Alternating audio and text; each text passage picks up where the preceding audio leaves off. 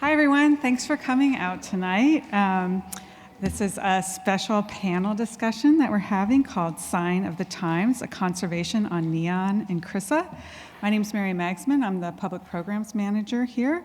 I want to tell you about a couple of upcoming programs that are also associated with the Crissa and New York exhibition. Next Thursday, we'll have Prudence Pfeiffer talking about her book, The Slip, New York City Street That Changed American Art Forever. And also on March 1st, we're having an outdoor film screening of short experimental films called Geometry of Light that's co-presented with Aurora Picture Show. If you can please silence your cell phones, I'd appreciate that. And I'm going to turn it over now to Joy Bloser, who is the Assistant Objects Conservator here at the Menil, and she's going to introduce our amazing panelists that we have here tonight. Thank you. Thank you. Thank you. I first want to acknowledge that we're on the unceded lands of the Atacapa Ishak, currently seeking federal recognition, the Tappilam Coaltican Nation, and the Akokisa, Karankawa, and Sana peoples in the San Jacinto River Valley here in Houston, Texas. Today, there are more than 70,000 indigenous peoples associated with recognized tribes in the area and those who have relocated to the area because of colonial genocide and land theft. I just want to acknowledge their thriving cultures and communities and make it my commitment to recognition and reparation in both where I live and where I work. So I want to thank you all so much for coming. It's so good to see so many of you aglow tonight for Neon. Sign of the Times, a conversation on neon and Crissa. I've had the pleasure and challenge of working on this extraordinary show, Crissa in New York, and the exhibition brings together artworks made by Greek-American artist, or Greek-born artist, Crissa, while she lived in New York from the late 1950s to the early 1970s. Crissa used a diversity of materials and approaches in her practice, from casting in plaster and metal to fabricating in plastic. She used stone, she integrated found objects, printmaking, and painting into her work. But of course, the reason we're here tonight is because of the way she worked with neon. She was dazzled by the flickering and glowing lights of Times Square and drew inspiration and many of her found materials from the huge, oversized signs of Broadway and Times Square marquees. She also found neon benders to work with, and her high-voltage sculptures pushed them to do new and innovative things with their sign maker's craft. And I believe we've only just begun to recognize her brilliance. So the exhibition is, I hope you've gotten to see it. The exhibition is co-organized by Dia Art Foundation and the Menil Collection, and co-curated by Michelle White and Megan Holly-Whitco, both of whom are here tonight. There's also an extraordinary exhibition catalog and available for purchase at the Menil bookstore across the street, with some of the contributing authors here on stage with me now, and some of the images you'll see tonight are also from the catalog. I'd also like to take a moment and acknowledge and thank the many visiting scholars, artists, conservators, and neon benders here tonight, many of whom helped to conserve works in the show. So you may want to ask your neighbor if they are one of them, because they are scattered throughout the crowd. Crissa's neons are technically complex sculptures that will literally shock you if you mishandle them. They are delicate, and Crissa utilized many obsolete components in ways unintended by their manufacturer. And conservators have little experience with treating neon, and we all rely heavily on the expertise of neon benders to help restore function to these works. We are very lucky in Houston to have the Neon Gallery here in Houston, just across the street on Alabama, where neon bender Tim Walker has been incredibly patient in helping me answer my many, many questions of neon. And it's funny, in conservation, we often try to reduce exhibition time for artworks to help protect them from fading or light damage or getting damaged in general. But these works, they need to be exhibited. It helps ensure obsolete components stay operational and that technical knowledge necessary for their preservation is not lost with time. It's exhibition to prevent damage. In the case of Crissa's neons, the challenge for caring for them is magnified by the lack of research on the artist and her general exclusion from the art historical record, which hopefully is well countered by this exhibition. Crissa was a queer female immigrant and a neurodivergent individual. and the structural biases in the art world worked against her on all of these fronts. She also does not have a recognized estate or foundation acting on her behalf, so decisions of care are largely left to owners of her work to make in isolation. The bright side of all of this is that tonight's conversation is part of a larger project to alleviate those challenges and to help build collective networks of care across professions and institutions to promote and unify preservation efforts on Chris's works. So it is a pleasure to now turn our attention to these three brilliant people beside me, Meryl, Dr. Tina Rivers-Ryan, and Matt Dilling. And it's hard not to feel illuminated in the presence of such neon legends, because each of you have been hugely influential in shaping how I approach the care of Chris's neons. So thank you.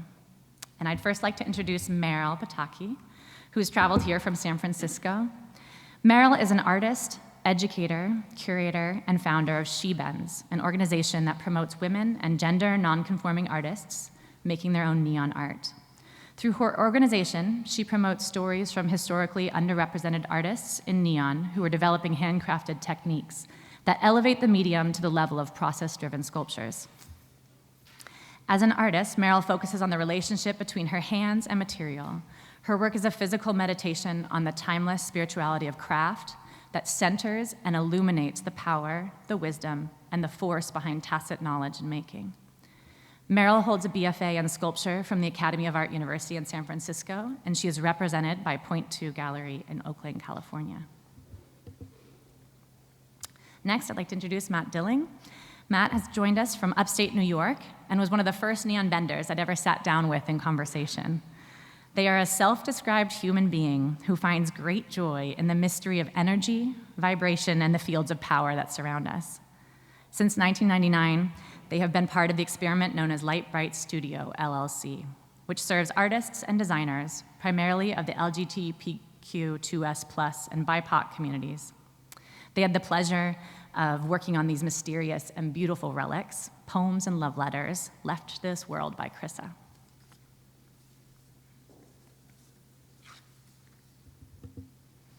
And finally, Dr. Tina Rivers-Ryan is also joining us from upstate New York, where she is the curator at the Buffalo AKG Art Museum and an internationally recognized expert in the history of art and technology, including kinetic, video, and digital art. Her exhibitions at the AKG include 2021's Difference Machines, Technology and Identity in Contemporary Art, which was the winner of the 2022 Award of Excellence from the Association of Art Museum Curators, and 2022's Peer-to-Peer, the first US museum survey of artists working with blockchain technologies. Her next exhibition, Electric Op, will examine the 6-decade history of the relationship between geometric abstraction and electronic media. In addition to her curatorial work, she has been a regular contributor to Art Forum and has written commissioned essays for many of the world's leading museums, including the Met in New York, the Walker Art Center in Minneapolis, the Modern Art Museum in Fort Worth, the Pirelli Hangar Bicocca in Milan, the Museum Tingley in Basel, and the V&A Museum in London. Dr. Ryan holds 5 degrees in art history, including a BA from Harvard and PhD from Columbia, and in 2022 received an Andy Warhol Foundation Arts Writers Grant and was named to ArtNet's Innovators List. So, before we go any further into our discussion, and so everyone is generally on the same page, I want to first start with Meryl. Could you please just give us a quick explanation of what is neon? And could you tell us what it is what is it like to work with neon? Hello. Neon is, I want to clarify that what we all call neon is primarily and essentially glasswork. It's glass tubing shaped in fire, and it is furnace glass. So it all starts in the hot shop. Our tubes are made in the hot shop, hand-drawn. It's all 100% handmade. And it's then introduced to a process that we call bombarding, which introduces heat and vacuum to the units to purify the inside of the tube and ready it for noble gas. And from then on, there's never any air inside the tube. It's all noble gas and ionized light. Let's see, I do want to say that I felt seen and very inspired by Ezra Pound's quote in the catalog that says, "This is our poetry, for we have pulled down the stars to our will." And I think that it's noteworthy to point out the aptness of this quote, because that is essentially what neon is. It's similar to the science of stars. It is ionized gas inside of tubing that creates light. So we literally create light out of thin air, although technically there is no air inside the tube. And did you want me to go further into my practice or just end there? Let's jump first, and then Cool. we'll come back. So I want to start because I want to dive in and ask Matt a question. Because one of the reasons we're here tonight and why this show came into being is because the Dia Art Foundation and its director, Jessica Morgan, pursued and funded a multi-year restoration project of Crissa's The Gates to Times Square, which you'll see on the screen. It's an incredible project for any museum to take on, and it's now on view in our galleries. It's the cornerstone of the exhibition, and it's the artist's self-proclaimed magnum opus. And Matt, you helped restore the neon for this work, and I was wondering if you could tell us about the Gates to Times Square. What struck you most about this work when it came into your studio, and was this the first piece you'd restored of Crissa's? Thanks, Joy. It was the first piece that came in for restoration that we did kind of look at in its entirety. And I think the thing with the Gates of Times Square, in part, it's such an icon for what Crissa was working on, and so many of her other works actually really relate back to the Gates of Times Square. But the thing I feel like that really struck me about it that's most sums up sort of Crissa's practice is like the story of the person at the memorial service, and the officiate stood up and said, "Does anyone have any final words?" And someone stood up and said, "Plethora," and sat down, and the officiate said, "Thank you, that means a lot." There's so much depth in Crissa's work and so much breadth and humor as well. So that's part of why I was saying that joke. But what really captivated our studio by getting to work on it was the ways in which there's deeper layers of vernacular that related to the signage of Times Square that even within the industry, you would have to have really looked at the signage that Crissa was looking at that era on a very deep and technical level, the many layering, the depth of the electrodes, the use of the housings, that speaks to a real intimacy with the vocabulary and a real like deep seeing that Crissa approached with the work. And just so that we can get our grounding here, Tina, I wondered if you could, you're one of the few art historians that focus on technology and its impact on the art world. You're also the scholar on light art. And so I was hoping maybe you could help us understand, where does Crissa's fit into this story of light art? So all these things that she's doing with signage and integrating this into her practice, how is that fitting in the 50s and 60s? Well, the good news and the bad news is I wrote 300 pages about that about 15 years ago, so I will try to be brief in my answer. So I think Joy used the term light art, and I don't know, has anyone in the audience, by a show of hands, ever heard this term light art before? Wow, okay, well, it is Houston. You guys are like a really sophisticated art crowd. I think, at least when I was studying art history, I did not learn about this movement in the 1960s called light art. We learned about minimal art, conceptualism, pop art, but around 66, 67, this light art movement, sometimes referred to as luminism, really took the world by storm. It sort of kicked off with this exhibition in 65 called Light and Movement that was in Belgium and Germany and Switzerland. And then in 66, there was another exhibition called Kunst licht Kunst, or Light Art Light, at the Stedelijk van Abbe Museum in Eindhoven. And basically this led to like an international frenzy for artists working with different forms of light. And so this could include, very rarely, you did have some artists working with fire. It could include artists working with just ambient light and shadow. It could include artists working with different kinds of electric light, like incandescent bulbs and also neon bulbs and also fluorescent bulbs. And so it's important to sort of distinguish between these different kinds of technologies because they do have different effects. It could include artists using sort of projected light, screened light, I mean, all different kinds of techniques, right? This is a very broad umbrella. Krissa was widely referred to as basically the leading or one of the best light artists out of this whole movement. So the Village Voice, for example, in 1966 says that she is head and shoulders above most of the neon artists.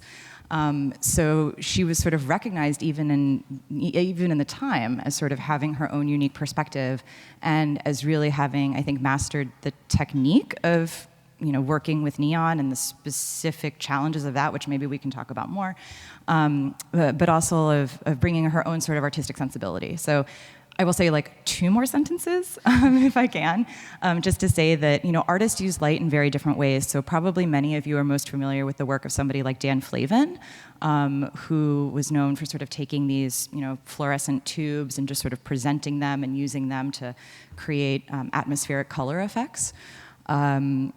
And the Minimalist project was very much about using light to dematerialize the art object, to play with phenomenological experience, and in some cases, to make a kind of like anti-bourgeois art form, right? Like something that was not a sort of unique or erratic object that had been labored over by the artist's hand, but that was this like ready-made, in a Duchampian sense, like mass-manufactured object. Krissa was sort of unique in what she did because we did see, okay, so she doesn't totally fit into the minimalist camp, as you can probably tell by looking at the images on the screen, right? Because she's not using ready-made bulbs, she's actually working very closely with neon fabricators in order to make these things that look like signs, right? So in that sense, she looks a little bit more like the pop artists who were using neon. And so they're almost totally forgotten now, but there were people like Billy Apple, who might be a name who's known to some of you in the room, Marshall Race, who also made neon signage, made neon works that sort of look like signage. But she doesn't really fit in with them either, because those works are, I think, sort of more properly pop, like they look more almost like sociological or anthropological, and Krissa's are more abstract, right? She's moving sort of away from that direct quotation of popular source imagery and more into something that's, many people refer to as being sort of like classical, probably inspired a lot by the fact that she was Greek. So, she doesn't quite fit in. Like, she's not totally minimalist. She's not totally pop. Also, conceptualism, she didn't totally fit in with either. She is very interested in language, but she's also really a formalist who's also working very closely with the materiality. I'm sort of painting conceptualism in broad strokes. But anyway, so she doesn't fit in with any of these camps, and I think one of the reasons that Krissa has largely dropped out of our art historical narratives, even though today we know the names of somebody like a Dan Flavin, for example, is because she's not quite pop, she's not quite minimal, and she's not quite conceptual, and light art was totally forgotten about. And I will just say, sorry, I lied. I said there were 2 more sentences, but there's 1 more. And this really will be the end of it, and then I'll shut up. That one of the things that I really appreciate about Krissa and that I tried to bring forward in the catalog is that she fully embraced the technological aspect of her medium. So for a lot of those artists that I mentioned, the pop artists, the conceptual artists, the minimal artists, the fact that neon is a kind of technology was sort of immaterial, pardon the pun, to them and their practice. Whereas Krissa was like, yeah, I'm gonna make a sculpture out of non-functioning diodes, or what is it, non-forked electrodes, I think there are. And and I'm gonna use these neons, but I'm gonna actually use this clear plexi and let people see the inner workings. I'm gonna let them see the tubing and the housing and all of that, and I'm gonna let people really have a sense that these are electronic components. And Dan Flavin very famously wanted to distance himself from all of that and referred to the artists working in this way as Canal Street pyrotechnology. Canal Street being the street in New York City where one would often go to buy these like techno parts, and he's like, oh, this is techno fetishistic and I hate this and I don't want this. And Krissa really embraced that. And so for me, in terms of how she is situated to light art, she's really important because she kind of opened the door for a lot of artists working with technology today, who are really interested in sort of dealing with technology as a medium and material. Yeah, and it's interesting because I was walking through the galleries earlier with Meryl, and it's exciting because this is the first time a lot of people have seen all of Chris's pieces in one room and together. And it's extraordinary to see these objects that have lived these isolated lives in these collections. You know, the single sculpture by Chrissa in a large survey museum or in a private collection. And Meryl, you had made so many comments about what was so extraordinary about her work, and I wondered if you could share with everybody. You bend neon every day, and I was just wondering if you could tell us, with your technical expertise, could you describe to us how you see Chrissa using neon, and what about her use is different from what you see, that is different that you see, but maybe us average viewers might not quite see all of those things? Sure. Much like was mentioned, I'm really a huge fan of Chris's, the exposure of the guts, I call it. It's something that I really align with in my work, and I think I should say, you know, just before I kind of go into the particulars of what I mentioned in the gallery, that I think that Chrissa is still a very boundary-pushing artist, even in today's standards, with artists who are bending their own work. She provided us with an abstracted form of something that was sort of born in literalism. It was a commercial sign-making material, and she abstracted it, which is something that even nowadays artists are still kind of, they're still kind of in this zone where they're working with it as a sign and a very literal medium. So I super appreciate that about Chrissa. I also noticed in the gates of Times Square, very custom tube supports for a very curious reasons. We were discussing why do the tubes have such long turnbacks? Why do they need to come out that far? Every single one of those tube supports, it has custom risers on them. So that was curious to me. I also really enjoyed seeing how much mercury they used in these tubes.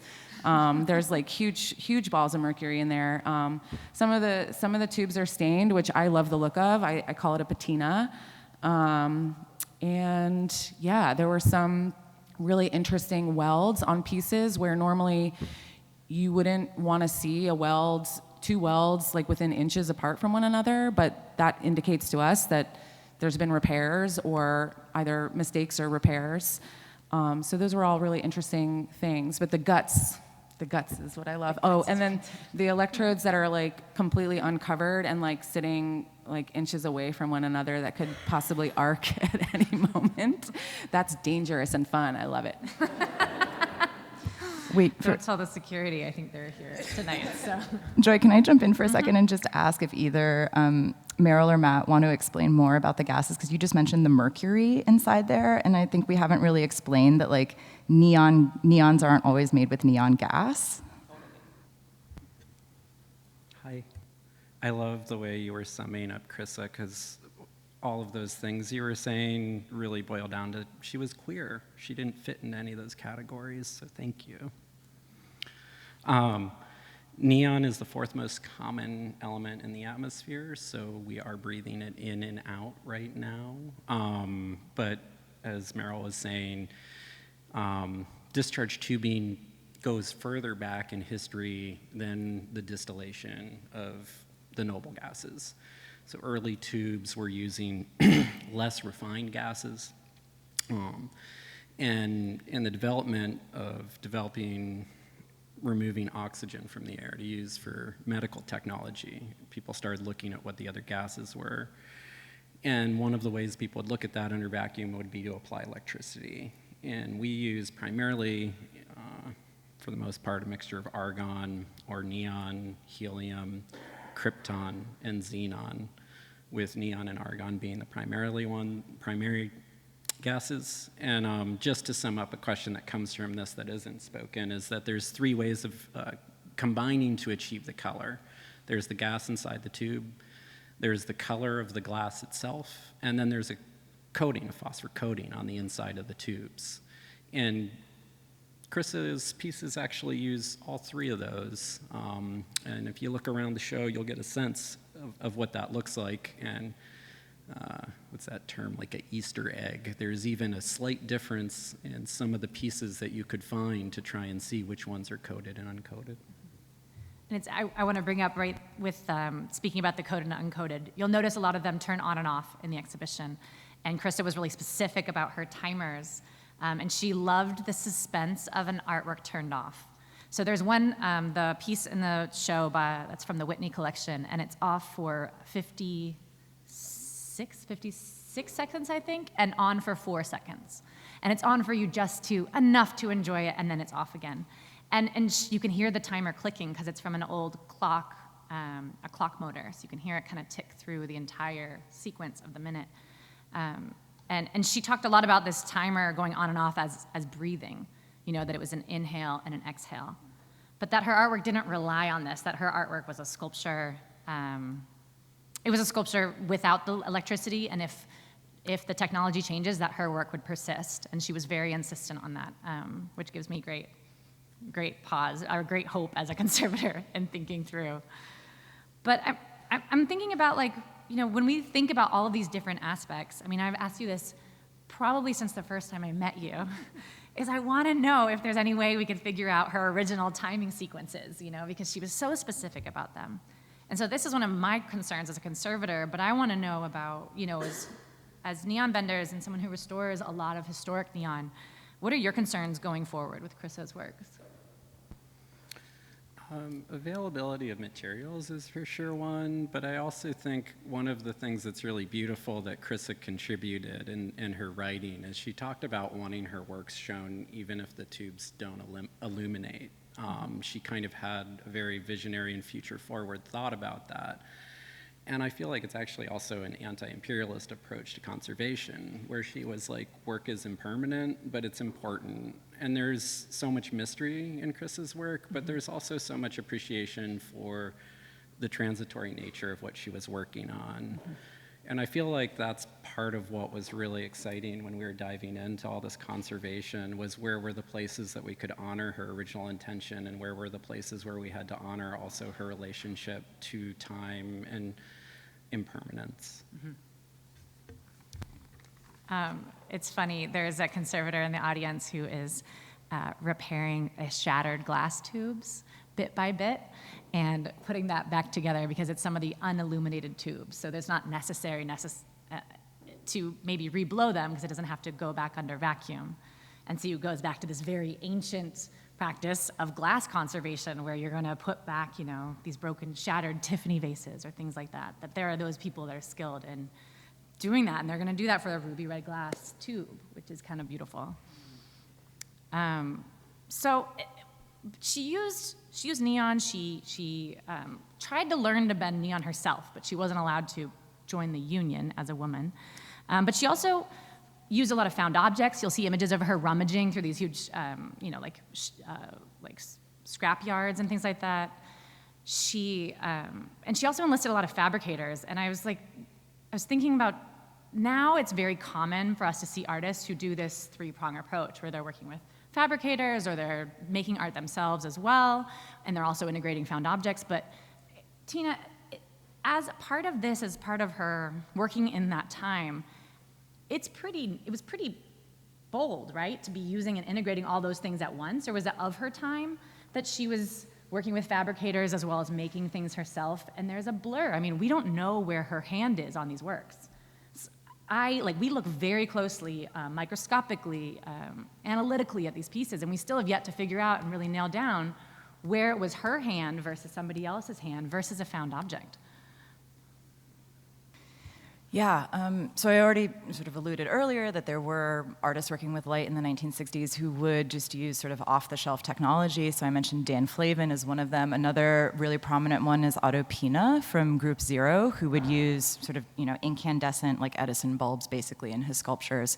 So we do see a lot of artists just using light bulbs as they exist. But there were artists who were, maybe not making their own neons, but working with fabricators as she did. I think Billy Apple and Marshall Race are both examples of that. I actually am really curious whether maybe Matt would know more about this, but I was thinking on my way here about some artists I haven't thought about in a long time, like Preston McClanahan and Boyd Mefford, whose works are very hard to come across.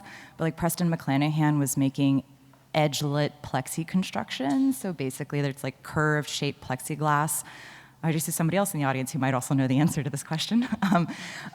Curved-shaped plexiglass with like light running along the bottom that would get transmitted through. So there were some people who were, trying to work with this stuff themselves, but most of those people really fell into this light art camp rather than, minimalism or conceptualism. The people who are trying to sort of work with the technology themselves. And there definitely was a kind of DIY aesthetic that we found in a lot of 60s art and technology. So other people like Earl Rybak or Thomas Tadlock, people associated especially with the Howard Wise Gallery, which is sort of the premier US gallery for art and technology, like Earl Rybak was like a nuclear engineer. Like a lot of these people were themselves scientists who were basically trying to tinker with, their knowledge of mechanical engineering and electrical engineering to make their own sort of like light experiences. And unfortunately, since we're talking about conservation, I'll just mention that a lot of this stuff is not known to art history because it broke down and was not conserved. It was just sort of thrown out. And I have more to say about that. I don't know if we're going to get to it later, but maybe I'll just tell my story now about as an art historian trying to see some of these objects that were bespoke. It's like one thing, like Dan Flavin, like you can sort of replace the bulb, and I'm simplifying, right? But like, there's a path forward for that. For these things that were more sort of like custom, artisanal, bespoke, it's really hard. It's really hard to see them in working order. It does take a major conservation effort, like the one that was mobilized, with Matt's help for this exhibition. So when I was researching light art many years ago, I found that there was a repository, and I will not name names, I'm classy like that, but there was a repository. There's a collection that houses a lot of this material, and I made an appointment to come visit, and I was so excited, and I traveled for hours and hours, and I got there, and they put me in a room, and there's all of these boxes, and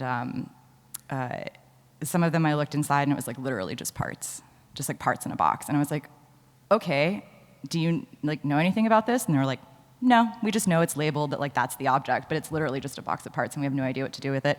There was another sculpture that was sort of a Lumia kinetic light box. It looks like a television set basically, and you plug it in and lights and motors behind the screen make a little light show. And it was sitting on the table, but it was dark. And I was like, hey, so can I plug this in? And they were like, oh God, no. They're like, nobody's looked at that wiring since the 70s. You're gonna burn down the museum. I was like, okay, cool. I'm so glad that I just rode the train for 4 hours to come look at a black box on a table. That's awesome. So yeah, just to say that these bespoke things are definitely really challenging, and that's why we're all here. I think about that story because there are many conservators in this audience who I have called to say I'm about to plug something in and ask them if they think it's a good idea to plug this in or not. And I'm like, you're not going to know until you plug it in, so you're going to have to plug it in. But I think about that, and Meryl, I'm wondering, when you hear about this and thinking about Krista and these challenges of keeping her work alive and you working, this is one question that I'm going to ask you outside of the loop, but have you ever worked with other neon benders? Is there a way that you collaborate when there's skills that you can do as a neon bender and you're like, this person does this very well? As a practicing artist who bends your own neon, is there time that you also outsource your bending sometimes? No. I've been bending neon for almost 20 years, so I'm pretty good with it by myself, but when I was first starting, for sure. And having networks as somebody, nowadays, more women are picking up the torch, literally, learning themselves, teaching. And so we're seeing a huge upsurge of younger generation of bender artists that are making the work themselves. And when I was first starting, my mentor spent a lot of time with me, and I'm grateful for that. I would outsource the bombarding process of the neon because I didn't have that part of my shop set up yet. It's very labor intensive and it's dangerous and costs a lot of money. So, you can bend in the fire and set that up relatively easily, but I hadn't had that part of my process set up yet. So in the beginning, yes, I did have help, but for a very long time, no, I'm pretty solitary in my space. And you touched on this a little bit, but I think about Krista working as a female in the neon industry or just in general in the art world, as we know is challenging. And I was wondering if you could speak about the challenges you face as a woman working in neon, and also about the artists that you represent at She Bends. You know, do you see inspiration or connection with how Krissa navigated the art world, and what you guys do? Yeah, so certainly neon is still a very gate-kept medium. I did recently learn from Joy that, and she mentioned earlier that she was denied access to a lot of larger shops to learn how to bend. And over the years, my students, exhibiting artists, and other mentees that have been in my studio have told me similar stories of rejection. And I think, you know, just tonight, Joy told me that after persistently bothering the same bender over and over again, he finally gave her a corner of his shop to work in. And I think that that's, you know, a lot of the way that women today still, or anybody gets into spaces, is just knocking on doors and pestering people. You know, Krissa seemed confident and audacious enough to put herself in those spaces. There are still, unfortunately, a lot of people who feel intimidated going into those spaces, and part of She Bends' work aims to alleviate those issues by giving access and opportunity to artists through various projects like exhibitions, curatorial projects, and residencies are a huge component of our mission programming to provide that access and that education for people. So yeah, definitely aligns for sure. Because I think a lot about like the legacy of Krissa, and I think the most extraordinary thing is when I came to your shop, Matt, and I was talking about, you know, I just learned all this stuff about Krissa, you know, and I've like maybe known about her for a year, and I was talking to Matt about how, you know, she's forgotten by art history, and Matt kind of looked at me and was like, she wasn't forgotten by neon benders, and she wasn't forgotten in neon. She's been known about in the neon circles the entire time because of what she did. And I wonder if you could speak more, because you spoke really beautifully to me about the legacy of Krissa for me to understand kind of her impact. It was art history, these art historical records more that kind of omitted her and did this omission, but she was still really well known in all these other places. You know, she was on the cover of Time magazine, and like she had these, you know, the gates to Times Square was shown in Grand Central Station, which you'll see some of the historic images of it there. So everyone going in and out of New York literally saw her artwork. So could you speak about, like, what is the legacy of Krissa to you? Yeah, I mean, I think this speaks really highly to that story of the 6 visually impaired people touching a pachyderm and arguing about what it is. But what I'd say about that is one of the beautiful legacies of Krissa in having this conversation right now is that she's highlighting that there are many histories that are kept not by the people holding the dominant history. Mm-hmm. And all it takes often is looking beyond what you've been taught or told in order to understand how little any of us actually know. Mm-hmm. Krissa, I always learned, I came into the industry in 1995. I learned from an artist, and right off the bat, we were taught that Krissa was the first artist to work with the medium and shown beautiful images of a lot of the stuff that is in this exhibition. And her legacy ties through directly to many of the artists, contemporary living artists that we work with still, who knew of her work, who were familiar. You know, in a lot of ways, you look at a Krissa piece and then you look what Jasper Johns did a few years later, or you look at her work and you look at Bob Rauschenberg, and then you can read about how they were all together and they were all seeing Krissa's work. And you don't have to connect the dots to see that there's many histories that have not been celebrated. Mm-hmm. And so Tina, I was wondering, where do you think we're going to go from here with Krissa? So now that we can come back into, if we have Krissa kind of coming back into these museums, hopefully we have a lot of conservators learning a lot more about how to care for neon, and that they're not going to be just, you know, boxes of parts on a table for people to look at. And there are growing studios of neon benders there are more neon benders, you know, with the help of organizations like She Bends. You know, where do we go from here with Krissa's legacy? Do you think it's going to change? Do you think it's going to, or do you think this is like a moment? Is it going back into its storage units? I hope not. I hope this does represent, you know, I mean, I think it does. I'm really grateful to the curators and institutions behind this project, because I think it's sort of impossible now to tell certain narratives about 60s art without including Krissa as part of that. Like, you can't claim ignorance anymore. We've had this major exhibition that, is on view in New York and now Houston and was going to Chicago next. And it's like, what's your excuse, Review and Art Forum. And I think the show looks incredible. I think the art, it makes its own argument for its importance. I love Matt. I was trying not to interrupt, but, you're pointing out the similarities to, like, Rauschenberg and to Johns, and I'm like, and Warhol? I mean, like, the newspaper works from '59, where, she's working with seriality and, like, the repetition of, image drawn from newspapers. I mean, like, it's all...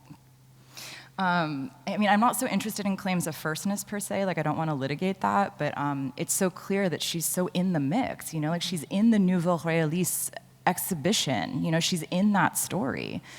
She's in, exhibitions with Flavin. Like, she's right there along with it. And more than simply expanding the canon to include her, to go back to Matt's point about sort of the queerness of Krissa, I'm really interested in thinking about how Krissa can actually come into these narratives and change them, right? Like, what she can teach us about these narratives that we have. So, and I think that is work that, was begun by this exhibition, but still needs to be carried forward by future generations of scholars and curators and artists.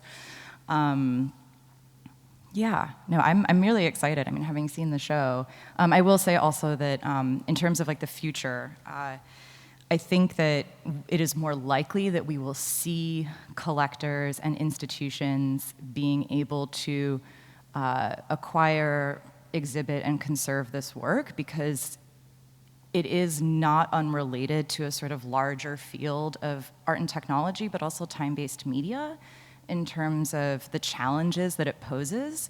I think a lot about this kind of work as kind of like a ship of Theseus, right? Because it's like it's made of these components that can be changed, and at a certain point there's a philosophical question about, is it even the same work? And these are questions that all art and technology sort of deals with. And in terms of, like, the temporal nature of the experience, which you spoke about so beautifully, and the fact that, like, it turns on and turns off, it's like you look at Krissa and you can also see, like, oh, like, this is where video art comes from, like this notion of, like, the temporality of light. Like, it's all sort of in the mix. And I think that as collectors and museums and art historians and everybody just becomes more and more interested in those histories, we will see, more. Basically what I'm trying to say is, like, if everyone gets on board with digital art, then, like, this kind of stuff, right, like, comes with it. Mm-hmm. So That's true. And I just want to point out, since Gates to Times Square is up on the screen, Gates to Times Square did animate, so the different parts lit up and the different times. And she wrote about that, but we still have yet to find documentation of which parts animate, because it was bypassed at some point in its life. So now you see it fully illuminated, but if you think about it when you're watching it, it at one time blinked like the other pieces you see in the show. And you can see here, this is it in Grand Central Station, which is kind of extraordinary. So I want to open the floor to Meryl and to Matt, if you guys have some final words on, or some words on Krissa that you want to speak. We have the letters, the Betty Parsons letters. Krissa's handwriting is extraordinary. I don't know, there's a few examples of her letters up on the screen, and I think they'll come up here shortly. Yeah, but she wrote extensively to Dominique de Menil. That's how we came to acquire 3 of the Cycladic books that you see coming down the hallway on the left. And she wrote to all these different collectors of her work, and she talked to them about new ideas that she had, and where she was really itinerant. She was traveling a lot and making a lot. She had a lot of ideas going. And Betty had a protege named Jack Tilden, and Jack was the early proponent of Glenn Ligon, who's got the neon piece down at the other end of the hall. And which Matt Delling helped fabricate with Glenn Ligon. It was funny when you were saying, because one of the things we try and work on with artists is putting in redundant components, particularly when they're something special, and did realize recently that in an exhibition, someone had used both the controller for one of Glenn's pieces and the redundant one. And so both of the Americas were animating, which was not Glenn's original intent. But even Glenn forgot that. And so did we. And we had to go back through and find that, oh no, the original notes were the top America is supposed to be on and the bottom ones to be flashing. So sometimes even the best laid plans for conservation only create more problems. I think just short-term problems. We're very appreciative. And for those of you that don't know, so on the back of all these pieces, you have a transformer, and it's kind of like the battery pack. And you guys might cringe at me explaining like that. Sorry, but there's a point at which its life runs out, and they're temporal. I mean, they are of their time. And Krissa used them sculpturally. So the fact that Matt is helping artists build in redundancy, so that there's going to be an extra transformer that comes along with the artworks, so that in 60 years, if that transformer burns out, that there's another one sitting there waiting to just swap in. And that's a total dream, obviously, for us conservators. But maybe we could label it. I think it probably was labeled. Can I just say that this story reminds me, I mean, to deal with this kind of material requires like such a profound transformation in how institutions work. So the story reminds me of the importance of video documentation. Like most museums, for example, have been, and galleries who sell work, and artist studios, I think, have been focused for a long time on photographic documentation of the work. A photograph of the gates to Times Square is, I don't want to say it's useless, but like what we really, really desperately need is film footage, like that's what you need. And I think that, in the year of our Lord 2024, like we're still trying to figure out to like get everyone on board that like having a photo in your collections database isn't sufficient. You need footage, and then the question is like, well, how long does that footage have to be? And, and from what angles, but, I just don't know that the general public necessarily always understands that like it's just so complicated dealing with this material and caring for it properly. But I'm really glad that, I think everyone is sort of like getting it now and like moving towards the future and like, we're gonna have, video footage of America so that when Glenn forgets again, like what it's supposed to look like, we like know. But in this case, that's actually the issue, is there were so many videos shot of it misinstalled at an institution that created a precedent. What I think is so great in here, though, and I do want to, there is one thing I want to mention, which is if this is fascinating to you all and you like this show, there's a wonderful interview with Krissa. You can just Google, WNYC has it on the archive, and you really get a sense of her personality. But we're looking at like holographic relics of an artist, and even in her lifetime, the works were shown in different ways. The Gates was shown in her lifetime, not flashing. So sometimes there are ways in which these works are still alive and dynamic, and no matter our desire to kind of respect wishes, we get things wrong or imperfect. And there's a wabi-sabi quality to continuing the legacy of the artist. What's their intention? What are we working with, and how do we acknowledge when we make mistakes and sort of course correct? From the perspective of a neon bender, I will say that Krissa, and I think I said it before, Krissa is still very boundary pushing, and I hope you'll forgive me for referring to my notes here. I reflect a lot on the conversation, her lecture, which is in the catalog, right?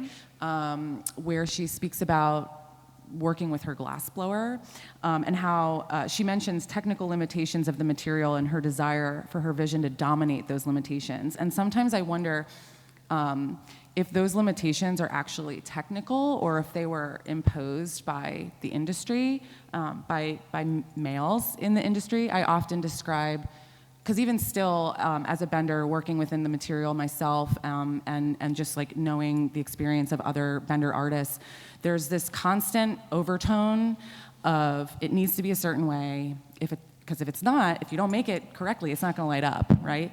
And there's this underlying communication amongst the industry that it's like, if your bends aren't good and if you put it out in the world, you're risking everybody's reputation in the neon industry, right? And it leaves no room for experimentation, no room for learning, and it makes everything look like just any old sign maker made it, right? And in that way, I really sort of appreciate Krissa. She came into Glassblower Studios and challenged them to think outside of the limitations of this medium, outside of the box. And Bender artists, you know, my contemporaries and the generation behind me are doing just that. We're dominating the limitations, and we're putting our own vision into it. And there's no need for compromise with anybody anymore. It's just us in our studios doing it, and I hope Krissa would be really proud of that. I think she would be. I think that's a great place to stop. And we can open up the floor to questions of you all. If you guys all have anything you would like to inquire of these brilliant people beside me, Tony and Mary have the microphones. in the Right. back. Just raise your hand and I'll come around.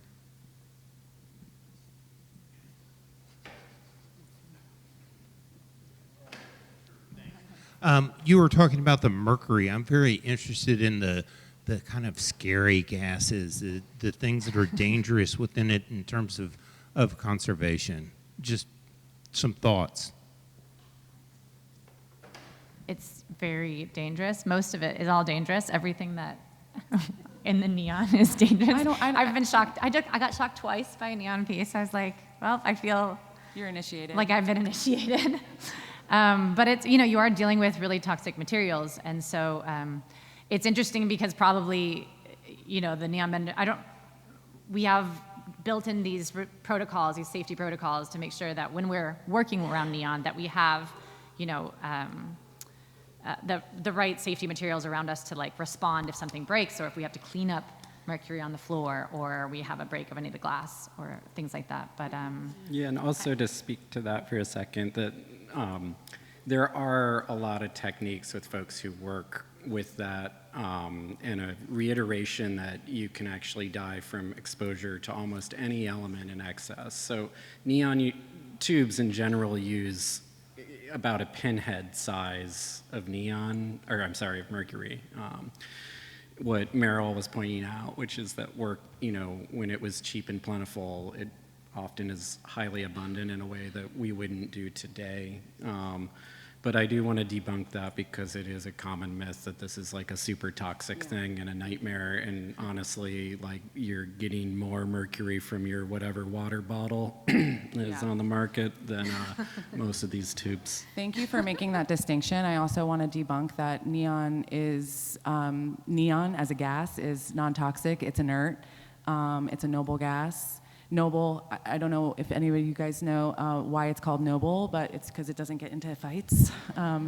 It's completely non-reactive and it's safe. And so we can repair tubes that have been filled with neon all day. People even have methods for repairing the tubes with mercury. But you know, there are a lot of artists that don't even work with mercury at all. I did an entire show without mercury in my tubes. And I think that, you know, there are other industries out there that would love to take over neon, who have nearly obliterated the neon trade, LEDs, that tell a lot of lies about the toxicity and the dangers of neon. So I appreciate the debunking of that. You know, you can get shocked, but I worked my entire pregnancy in my studio around mercury. My doctor said, well, are you ingesting it? And I said, no. And she's like, you're fine. And I get my mercury levels, my heavy metal levels tested every year, and I'm A-okay. So. that's cool. That's good. Yeah. So I have a question towards her notes in her lecture about the lights of the neon, that they can be lit and they cannot be lit, both. And I was wondering, because many of her plexi boxes are actually dark, so how would that work when they're not lit? And whether this is more like a manifest, something which is beyond practicabilities maybe. And this also plays into something which I was wondering, because we have in the studio right now a work which is not lit, but it is made out of neon glass. Mm-hmm. But it's not supposed to be lit, it cannot be lit. So there is this thing, she makes remarks that the work is fine when it's lit and when it's not lit. And then she makes also works made out of neon or glass, which are not supposed to be lit. So maybe this is a topic which... It sounds, Reinhardt, like you want it to make sense. Thanks, Matt. I mean, I think one thing about this lecture that it's a 1968 lecture, and you guys all should read it. It's fascinating, and it's in the catalog. But in all of the research for this exhibition done by the curators, in all of these letters that she'd sent to all these different people, she included this lecture, and she included it annotated. And so it's in a lot of different, she distributed it to a lot of different people, and so it does feel a little bit like a manifesto in a way that she's telling, like, I want you all to understand what is going on with my artwork here. But I do think, you know, and she talks about those dark glass, the dark acrylic. She was very specific when you go into the exhibition that gray acrylic on the exterior is a specific color gray, and it is supposed to mimic the nighttime, so that you can see and experience neon during the day and what it would look like at night, because it'd be encapsulated. But she also liked them when they were turned off. She kind of talked about this disdain for anyone that would wait around for her sculpture to light up. It's a sculpture on its own. I just have a little thought about this, just coming from the perspective of a glass worker. The glass is also fabulous on its own without the light, and sometimes it just doesn't get the credit that it is due because we're so fascinated by the light. So I hope, just kind of some instinct in me thinks that she also appreciated that about it and wanted people to see or, experience in some way, even abstractly, the glasswork itself without the light.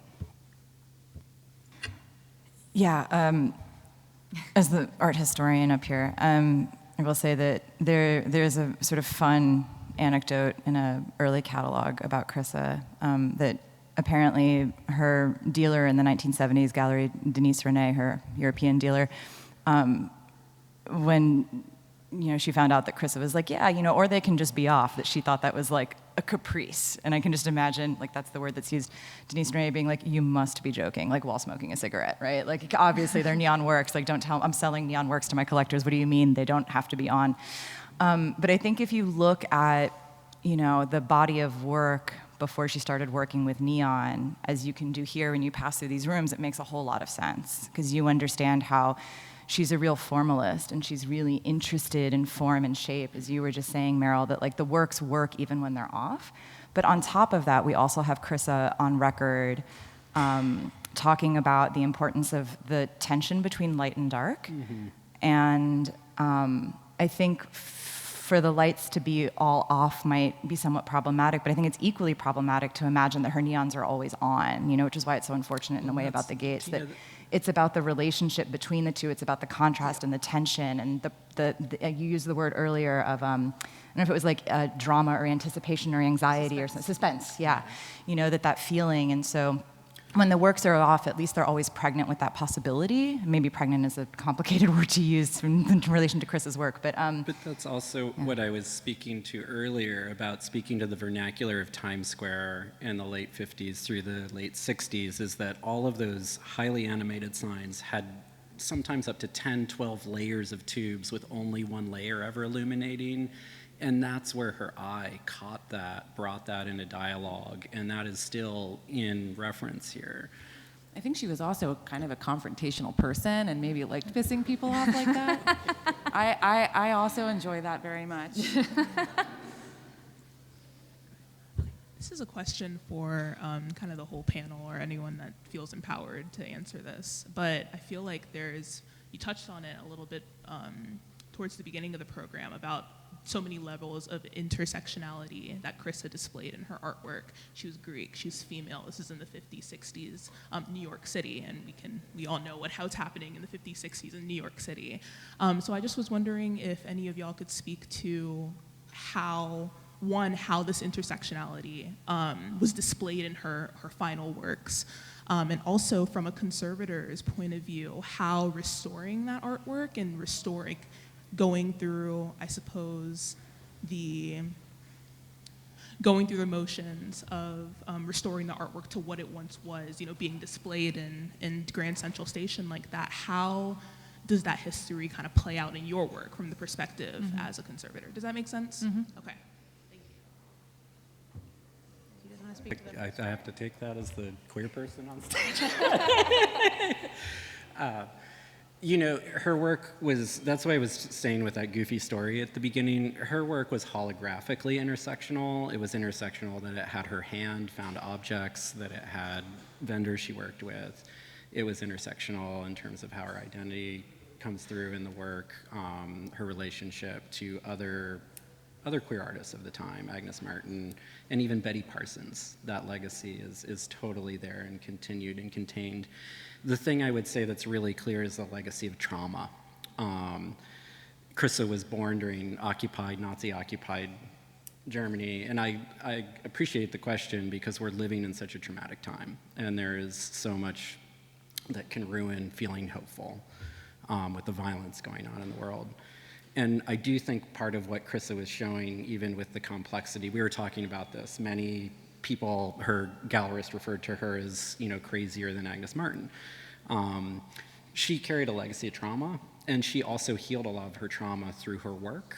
And we were talking about this, the use of repetition, the use of a lot of practices that allow you to work through what's going on inside and externalizing it. And I think one of the offerings of this show right now is the beauty of an artist who could take a lot of trauma, a lot of oppression, a lot of experiences that we would hope no human has, and creatively make something beautiful and brilliant out of them. I'll just add on to that, and for those who are, you know, maybe haven't read the catalog or are not aware, that Krista spoke very explicitly about the origin of her interest in language and communication as being this experience that she had growing up in Nazi-occupied Greece, or, you know, Axis-occupied Greece, and seeing the messages that people would scribble on the walls, like the resistance basically would scribble on the walls, and the fleetingness of that communication, and you know, the sort of, you know, because it would be, those messages would like get erased in the morning, right? So that's sort of what Matt's indicating or gesturing towards, talking about the sort of trauma and the association of language with this kind of experience of vulnerability and of like a very high stakes on communication and the idea of communication. I will say just more generally, I think a lot about the politics of visibility as it relates to Krista's work. You know, here's a woman artist, a queer artist, an immigrant artist, et cetera. And we're still talking today about the demands that are placed on people who are in minoritized subject positions to be legible, right, as members of society, so they can be sort of legible to a kind of surveillance, but also as artists. And I find something really powerful in Krista's mobilization of abstraction.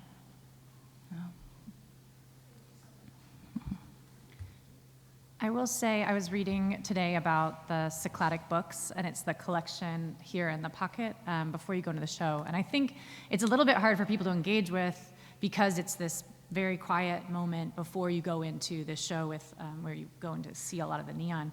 But it's worth noting that that was her first kind of series that she did when she moved to New York, and she called them after they were kind of completed Cycladic books. And so she was, you know, making them as these tablets of writing, and they're here next to the Cycladic figures, these like the classic figures, and you can see her dealing with her, you know, her new location in New York and what it meant to have such an onslaught of stimulation and how much was coming at her, and these really quiet, really beautiful and kind of aesthetic objects that she created out of that.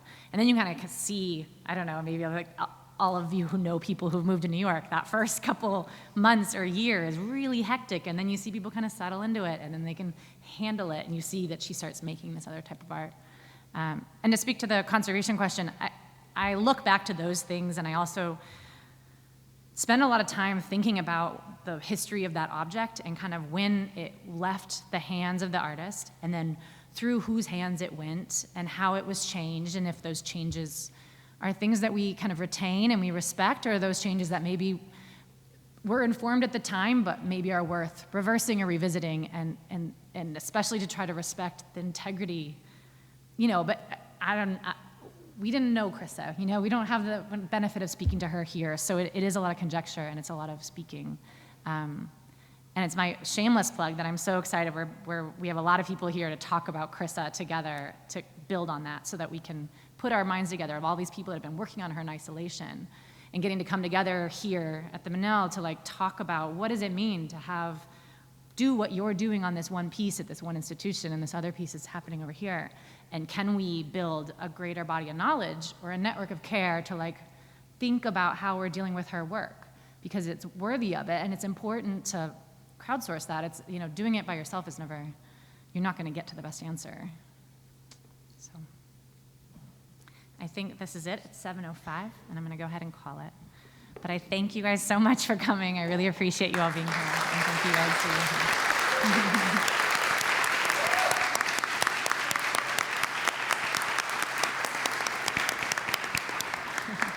Thank you to all of you for your insightful words, and thanks to everyone for coming tonight.